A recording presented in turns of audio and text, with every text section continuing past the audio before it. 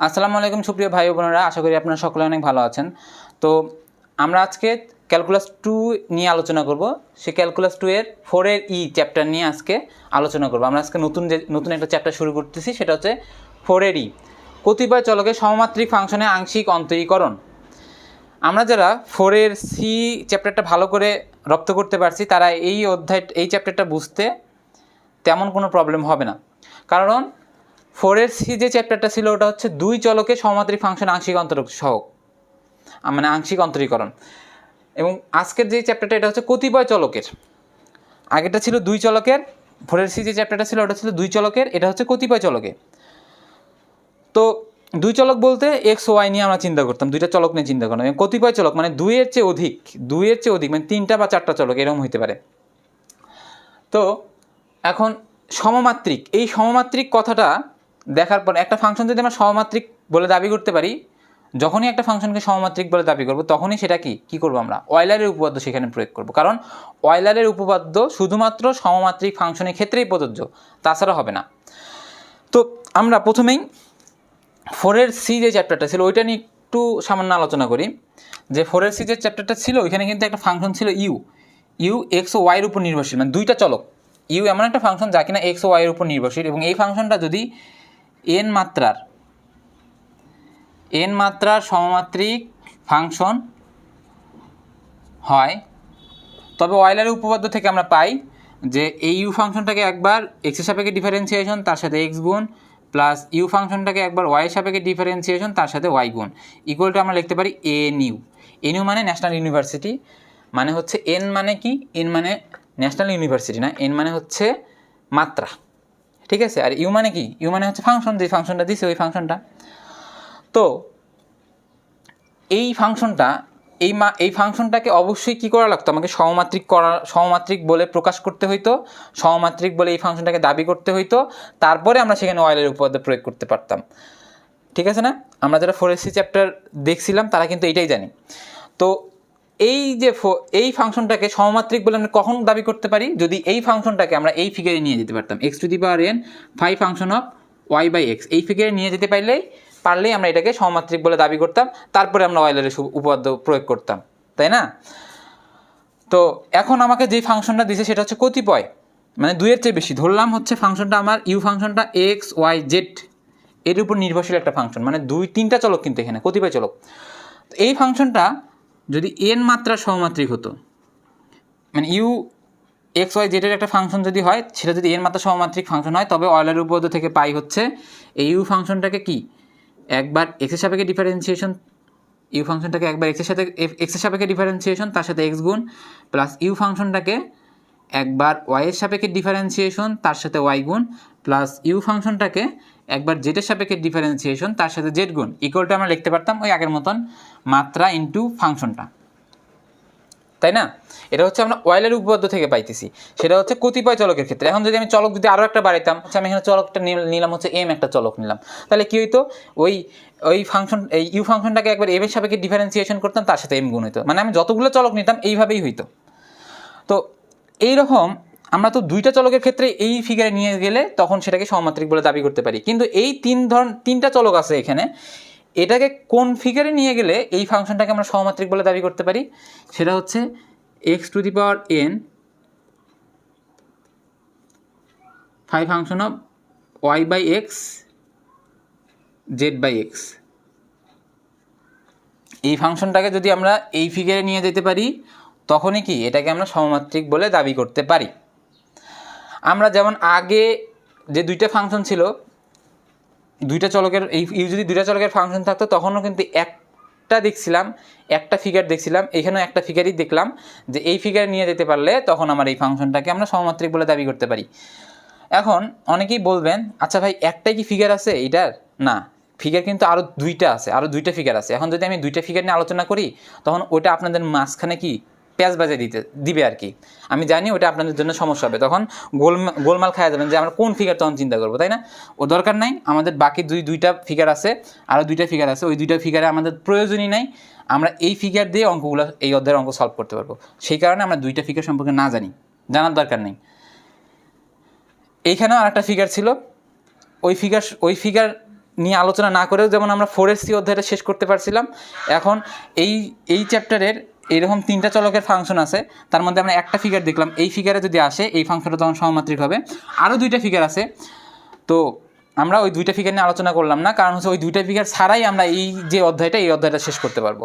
3 চলক বিশিষ্ট ইউ ফাংশনটাকে সমমাত্রিক করতে গেলে আমরা এই ফিগারে নিব, এই ফিগারে ফাংশনটাকে আনতে পারলেই তখন আমরা অয়েলের উপপাদ্য প্রয়োগ করে সেই প্রবলেমগুলোকে সলভ করে দেবো। আমি এখানে ছোট্ট একটা উদাহরণ নিয়ে আলোচনা করতেছি।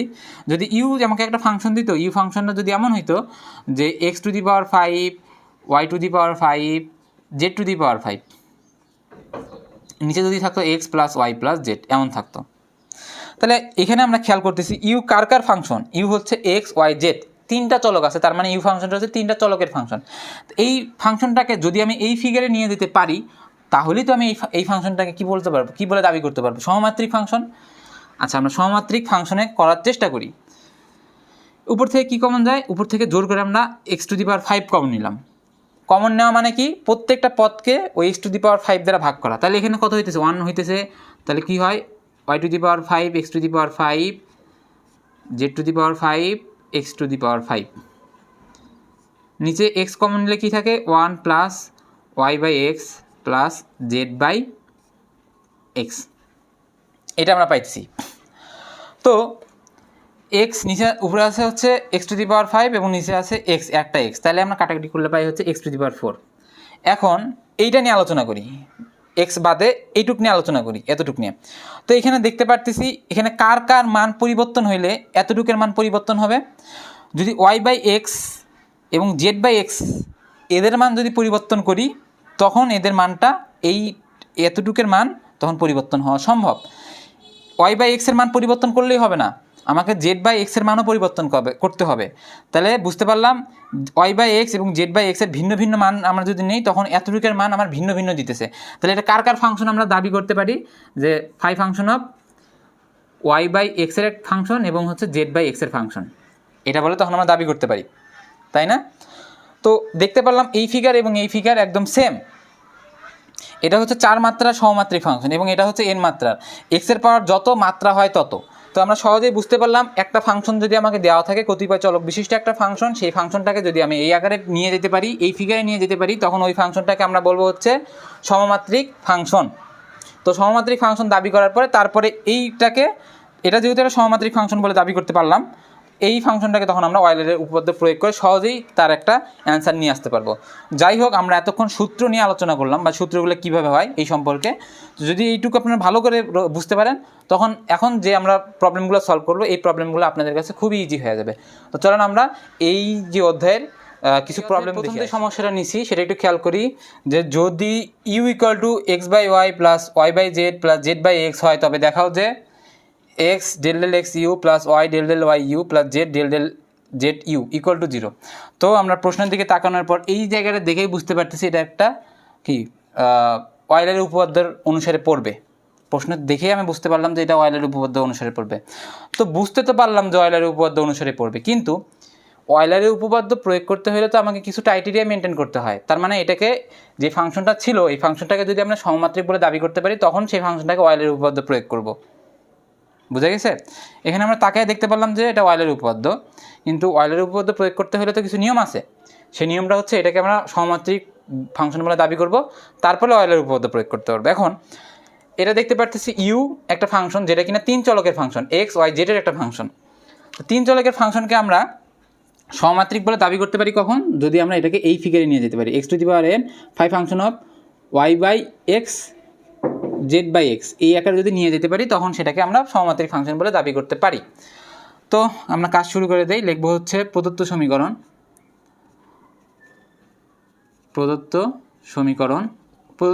কোনটা, u = x/y + y/z + z/x।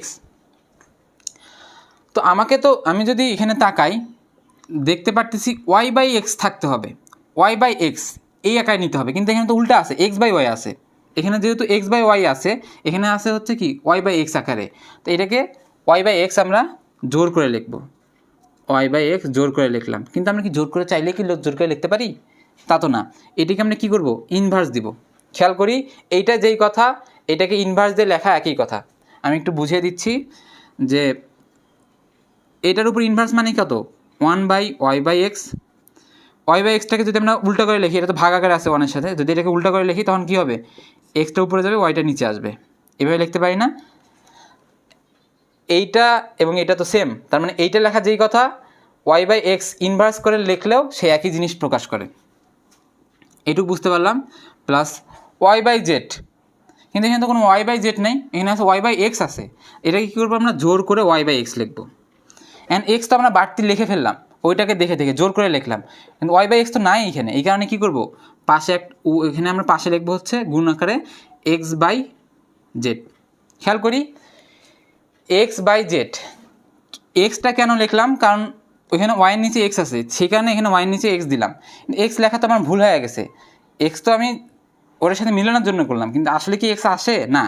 এই এক্সটাকে কাটানো, এক্স যে লিখলাম এই এক্সটাকে কাটার জন্য আমরা উপরে এক্স লিখলাম গুণ আকারে, মানে তখন উপরে এক্স লিখলাম এবং নিচে জেড লিখলাম, যাতে করে এটা কাটা যায়, ওইটাই মান পাওয়া যায়। প্লাস এটার দিকে তাকাই, এখন z/x, আচ্ছা z/x এখানে আছে, হ্যাঁ আছে, z/x যেমন ছিল এখানেও ঠিক তেমনই আছে, সেই কারণে এটাকে কোনো পরিবর্তন করার দরকার নেই, z/x যেমন আছে তেমন লিখলাম। Equal to y/x inverse 1 plus y/x into, আচ্ছা এখানে তাকাই x/z, এখানে কোনো x/z আছে, x/z নাই তো, এখানে আছে z/x, এখানে আছে x/z, এখানে আছে z/x, তার মানে এখানে এই জিনিসটা উল্টা আছে। ঠিক এটার মতন চিন্তা করি, এটাকে যদি আমরা ইনভার্স আকারে লিখি তখন আমরা z/x লিখতে পারি। এটা তো বুঝাইছি, আশা করি এতটুকু, এটা এই জিনিসটা তখন বোঝানো লাগবে না এখন।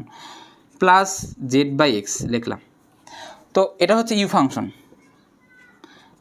তো এখন আমরা তাকে দেখতে পারতেছি যে এইটা কার মান, কার ফাংশন, y/x, কারণ এখানেও y/x আছে, এখানেও y/x আছে, এখানেও z/x আছে, এখানেও z/x আছে, তার মানে এটা হচ্ছে কার ফাংশন, এই ফাংশনটা হচ্ছে y/x এর ফাংশন এবং z/x এর একটা ফাংশন। আশা করি বুঝতে পারছেন। এখন আরও একটা ব্যাপার এখানে ছিল, এই আমরা যদি সমমাত্রিক করার তো চেষ্টা করতেছি, সমমাত্রিক করতে হলে এইটুক তো আমার মিলল x⁴n, এখানে আমি কত লিখতে পারি, এখানে তো এক্স নাই, এখানে কি আছে যদি আমরা চিন্তা করি, মনে মনে কিন্তু একটা 1 আছে, এটার সাথে কিন্তু একটা 1 গুণ আছে, তাই না? এটাকে আমরা কীভাবে লিখতে পারি, 1কে x0 যদি লিখি তখন কিন্তু এটার মান, x0 এর মান কত 1, তো আমরা সেখানে কত লিখতে পারি, এক্সের পাওয়ার 0 দিয়ে, তখন আমরা এটাকে এভাবে লিখতে পারি, কারণ এটাকে আমরা ওইটার সাথে তুলনা করতেছি। তো যেহেতু দেখতে পারতেছি ইউ ফাংশনটাকে আমরা এই আকারে এই ফিগারে নিতে পারলাম, তার মানে ইউ ফাংশনটা, এই যে ইউ ফাংশনটা এটা একটা সমমাত্রিক ফাংশন। তা আমরা লিখবো বাংলা কথাগুলো লিখব যে এখানে ইউ হচ্ছে x/y/z চলকের, x/y/z চলকের কত মাত্রা হচ্ছে এক্সের পাওয়ার যত তত মাত্রা হয়, x/y চলকের শূন্য মাত্রার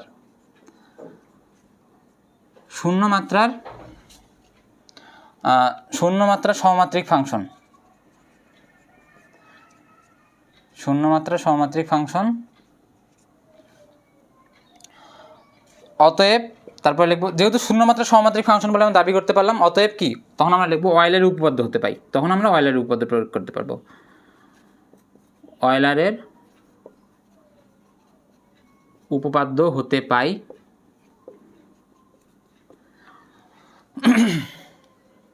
অয়েলারের উপপাদ্যটা কি, অয়েলারের উপপাদ্য হচ্ছে এক্সের সাপেক্ষে ইউকে ডিফারেন্সিয়েশন, তার সাথে কি হবে, ঝামেলা হইতেছে কেন, এক্সের সাপেক্ষে ইউকে ডিফারেন্সিয়েশন তার সাথে এক্স গুণ, প্লাস ওয়াইয়ের সাপেক্ষে ইউকে ডিফারেন্সিয়েশন তার সাথে ওয়াই গুণ, প্লাস জেডের সাপেক্ষে ইউকে ডিফারেন্সিয়েশন তার সাথে জেড গুণ, ইকুয়াল টু আমরা কত লিখি, এন ইউ, এন মানে মাত্রা, এখানে মাত্রাটা কত 0, ইউ মানে হচ্ছে ফাংশনটা, এই যে ইউ। তা আমরা দেখতে পারতেছি ইউ যদি 0-র সাথে গুণ হয় তাহলে তো 0ই অ্যান্সার দিতেছে। তা দেখতে পারলাম ওরা যে জিনিসটা প্রমাণ করতে বললো আমাদেরও সেই একই জিনিস চলে আসলো। তো এখানে একটু প্রথম অবস্থায় একটু ডিফারেন্ট হলো এই জায়গাটুক, যে এই জায়গাটুককে আমরা উল্টো করে লিখলাম, ইনভার্স দিয়ে লিখলাম, কারণ ওটা হচ্ছে আমাকে দেখে এই এই তিন চলক বিশিষ্ট ফাংশনের সহমাত্রিক করার ফিগার হচ্ছে এইটা। এই ফিগার দেখে দেখে তখন আমরা এটাকে সাজানোর চেষ্টা করলাম, তা সাজিয়ে দেখতে পেলাম যে না, এটা সহমাত্রিক ফাংশনের আকারেই আসতেছে। সেই কারণে তখন আমরা অয়েলারের উপপাদ্য প্রয়োগ করলাম। প্রয়োগ করে তখন আমরা ওরা যে জিনিসটা দেখাতে বললো আমরা সেই জিনিসটা পরবর্তীতে যে প্রবলেমটা নিয়েছি সেটা হচ্ছে যে যদি u equal to sine inverse x divided by y plus z হয়, তবে দেখাও যে x into del del x u y into del del y u plus z into del del z u equal to 0, এই জিনিসটা দেখাতে বলছে। তো এখানে যদি তাকাই আমরা দেখতেই পারতেছি যে ইউ ফাংশনটা হচ্ছে 3টা চলকের ফাংশন, এক্স ওয়াই জেডের ফাংশন। এবং আমাকে একটা জিনিস চ্যাপ্টার 4 সিতে আলোচনা করা হয়েছিল, এখানে একটু বলে দিচ্ছি যে সমমাত্রিক করতে হইলে আমাকে বাধা প্রদান করে হচ্ছে সাইন, মানে ত্রিকোণমিতিক যে ফাংশনগুলো ওগুলো বাধা প্রদান করে, এবং লন বাধা প্রদান করে, লন বা লগ। তো এইগুলোকে কী করবো আমরা সমান সমানের এই পাশে নিয়ে আসার চেষ্টা করব, মানে সমান সমানের বাম পাশে নিয়ে আসার চেষ্টা করব, অথবা ওটাকে ভ্যানিশ করার চেষ্টা করব। সেই কারণে এখানে সাইন ইনভার্স এটা হচ্ছে আমাকে এই ফাংশনটাকে সমমাত্রিক করতে বাধা প্রদান করতেছে। এই কারণে আমরা এই প্রবলেমটা শুরু করি। যেহেতু প্রথমে লিখবো হচ্ছে প্রদত্ত সমীকরণ হচ্ছে u equal to sine inverse y plus z, এইভাবে লেখা যায়। তো এটা যেহেতু বাধা প্রদান করতেছে, সাইন ইনভার্সটাকে সমান সমানের কী করবো বাম পাশে নিয়ে আসি। তা তখন বাম পাশে নিয়ে আসলে হয় হচ্ছে সাইন ইউ ইকুয়াল টু কত হচ্ছে এক্স ওয়াই প্লাস জেড, তাই না? এখন একটা জিনিস খেয়াল করি, আমরা অনেকেই ভাববো হচ্ছে এই এক্সটা কী হবে একবার ওয়াইয়ের নিচে যাবে, এইরকম অনেকে চিন্তা করতেছি এরকম হবে যে এইটা x by y plus x by z. আসলে এইভাবে হওয়া সম্ভব না, কারণ আমরা যদি তাকাই এটাকে কি এইভাবে এক্সপ্রেস করা সম্ভব না। আমরা যেই জিনিসটা যে একটা রাশি থাকে ওইটাকে যদি অঙ্ক করার সুবিধার্থে আর একটা জিনিসে প্রকাশ করি, এমনভাবে প্রকাশ করতে হবে যাতে করে ওই জিনিস থেকে আমরা যাতে আগের জিনিসে ফিরে আসতে পারি। এটাকে যদি আমরা এইভাবে প্রকাশ করি তাহলে এইখান থেকে তো অবশ্যই এখানে ফিরে আসা যাবে। দেখি তো এখান থেকে এখানে ফিরে আসা যায় নাকি। ওয়াই বাই জেড যদি লসাগু হয় তখন কত হয় x z plus x y. এটা কি এক তো না, তার মানে এটাকে আমরা এইভাবে লিখতে পারি না। সেই কারণে আমরা কি করব, এই জিনিসটাকে আগের মতন উল্টায় দেবো, ইনভার্স করে দেবো। কারণ এটাকে এইভাবে লিখতে পারবো আমরা, যদি y plus z equal to x থাকে, নিচে যদি থাকে এক্স, নিচে যদি একটা রাশি থাকে, উপরে যদি পদ যদি আলাদা করা থাকে প্লাস মাইনাস দ্বারা, তখন আমাকে কি করতে পারি, তখন আমরা এই এক্সটাকে একবার এর নিচে দিতে পারি, এক্সটাকে একবার ওর নিচে দিতে পারি। কিন্তু সেই একটা পদ যদি উপরে থাকে, নিচে যদি প্লাস আকারে থাকে, তখন আমরা সেটাকে ওইভাবে আলাদা করে লিখতে পারি না। সেই কারণে আমরা কী করবো, এই রাশিটাকে উল্টানোর চেষ্টা করবো, কিন্তু চাইলে তো উল্টাতে পারি না। এটাকে কী করা লাগবে, তখন x y plus z x, এটাকে ইনভার্স আকারে তখন লিখলাম। কারণ এইটা লেখার যে কথা, ইনভার্স আকারে উল্টো করে লেখাও সে একই কথা। এখন আমরা এটাকে পারবো, তখন এক্সটা একবার ওয়াইয়ের নিচে যাবে, এক্সটা একবার জেডের নিচে যাবে, তাহলে ওয়াইয়ের নিচে এক্স গেল প্লাস জেডের নিচেও এক্স গেল। এটা কার মান, এটা হচ্ছে সাইন ইউ এর মান। তা দেখতে পারতেছি সাইন ইউ হচ্ছে কত, সাইন ইউ এর মানটা কত আসলো 5 ফাংশন অফ কত, এটা এই ফাংশনটা কার উপর নির্ভরশীল, ওয়াই বাই জেড এবং জেড বাই এক্সের উপর নির্ভরশীল না। সেই কারণে আমরা লিখতে পারি 5 function of y by x z by x. কারণ এতটুক কার উপর নির্ভরশীল, ওয়াই বাই জেড এবং জেড বাই এক্সের মানের উপর নির্ভরশীল। এই কারণে আমরা এটাকে একাই লিখতে পারি। তো এখানে তাকালে আমরা দেখতে পারতেছি যে এই ফাংশনটাকে সমমাত্রিক করতে হলে যে এই ফিগারে নিয়ে যেতে হবে, এই ফিগারে নিতে হলে এতটুকের সাথে এতটুকু মিলে গেল, কিন্তু x to the power N তো পাইলাম না। তার মানে এখানে কি 1 আসে না, এটার সাথে কিন্তু সব কিছুর সাথে 1 গুণ আকারে থাকে, এটার সাথে 1 গুণ আকারে আছে। সেই কারণে 1টাকে আমরা না লিখে x to the power x not আমরা লিখতে পারি, এক্সের পাওয়ার 0, এক্সের পাওয়ার 0 যেই কথা 1 লেখাও একই কথা। তার মানে এখানে কি আমরা এক্সের পাওয়ার 0 লিখতে পারি, তখন এটা একদম সম্পূর্ণ সমমাত্রিক ফিগারে চলে গেল। তাহলে এই সাইন ইউ ফাংশনটাকে তখন আমরা কী করতে পারবো, সমমাত্রিক ফাংশন বলে দাবি করতে পারবো। তাহলে লিখবো যে অতএব সাইন ইউ হচ্ছে এক্স ওয়াই জেড চলকের শূন্য মাত্রার, এক্সের পাওয়ার 0 এখানে শূন্য মাত্রার সমমাত্রিক ফাংশন। অতএব অয়লারের উপপাদ্য হতে পাই, অয়লারের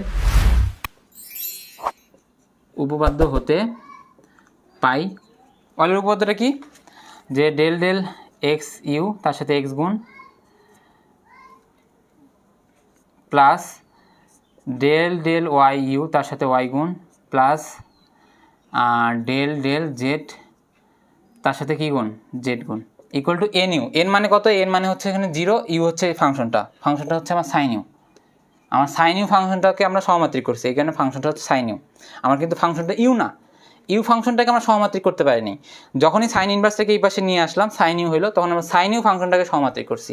এই জিনিসটা একটু খেয়াল রাখবেন। তাহলে সাইন ইউ যদি 0-এর সাথে গুণ হয় তখন এটা টোটালটার মানে 0 করে দিল।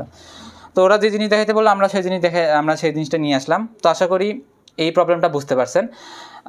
আমরা সবসময় একটা জিনিস খেয়াল রাখবো যে যেই ফাংশনটা আছে ওই ফাংশনটা যদি এই পাশে যদি আমরা অয়েলের উপপাদ্যের মতন দেখতে পারি তাহলে ওইটাকে আমরা অবশ্যই অয়েলের উপপাদ্যতে নিয়ে যাওয়ার চেষ্টা করব। কিন্তু অয়েলের উপপাদ্য নিতে হলে এই ফাংশনটাকে আমাকে সহমাত্রিক বলে দাবি করতে হবে। তো 3 চলক বিশিষ্ট ফাংশনকে সহমাত্রিক বলে দাবি করতে হলে আমাকে এই ফিগারে নিয়ে আসতে হয়। সেই কারণে আমরা কি করলাম, এই ফাংশনটাকে মানে ওই ফিগারে নিয়ে গেলাম। নিয়ে যাওয়ার তারপরে আমরা অয়েলের সূত্র আর কি প্রয়োগ করে তারপর আমরা আমাদের কাঙ্ক্ষিত অ্যান্সারটা নিয়ে আসলাম। তো আজকে এই পর্যন্তই। আজকে আমরা কয়েকটা প্রবলেম দেখলাম এবং প্রথমে হচ্ছে সূত্র সম্পর্কে একটা ভালো ধরনের আইডিয়া নিয়েছি। তো সামনে আমরা এই অধ্যায় সম্পর্কে আরও বিস্তারিত কয়েকটা প্রবলেম দেখব। তো আশা করি এই অধ্যায়ে অত প্রবলেম সলভ করার দরকার নেই, কারণ একই টাইপের প্রবলেমগুলোই আর কি আসবে। সেই কারণে আমরা সামনের ক্লাসটা নেওয়ার মাধ্যমে এই অধ্যায়টা শেষ করব। তো সেই পর্যন্ত সবাই ভালো থাকি। আল্লাহ হাফেজ।